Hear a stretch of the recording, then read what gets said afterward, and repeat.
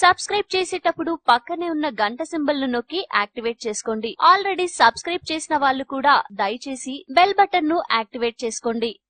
గత నెల రోజుల్లో జియో నెంబర్స్ పై ఎంతమంది రీఛార్జ్ చేసుకున్నారంటే మిగతా అన్ని కంపెనీల యూజర్లందర్నీ కలిపినా జియో దరిదాపుల్లో కూడా లెక్క ఉండదట.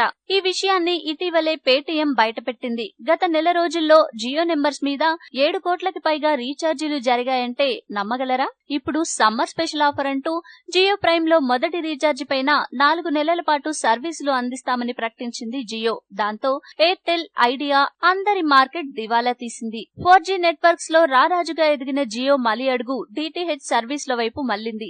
అక్కడ కూడా చౌకగా టెలివిజన్ ఛానల్స్ ని అందించి టీవీ ప్రపంచాన్ని కూడా ఆక్రమించుకునే ఆలోచనల్లో ఉన్నాడు ముఖేష్ అంబానీ. జియో సెటప్ బాక్స్ యొక్క డిజైన్ ఆన్లైన్ లో లీక్ అయింది. ఇది ఒక IP based setup box. HDMI port, USB port, internet port మరియు ఆడియో వీడియో పోర్ట్స్ ఉన్నాయి. ఈ సెటప్ బాక్స్ ఇంటర్నెట్ ద్వారా పనిచేస్తుంది. అందుకే బాక్స్ కి ఇంటర్నెట్ పోర్ట్ ఉంది. జియో డిటిహెచ్ ద్వారా 350కి పైగా ఛానల్స్ వస్తాయని వార్తలు వస్తున్నాయి. వారం రోజుల ముందు ఎపిసోడ్లు కూడా మనం వీలు ఉన్నప్పుడు చూసుకునే ఆప్షన్ ఉంటుందట.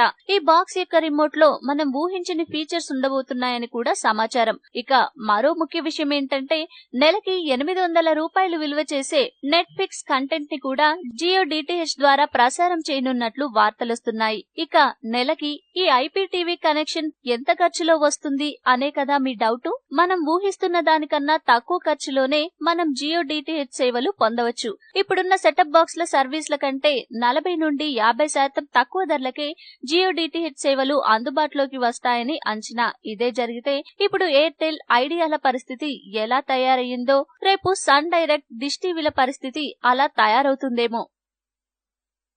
ఈ వీడియో మీకు నచ్చితే లైక్ చేయండి, అందరికీ షేర్ చేయండి, కానీ సబ్స్క్రైబ్ చేయడం మాత్రం మర్చిపోకండి.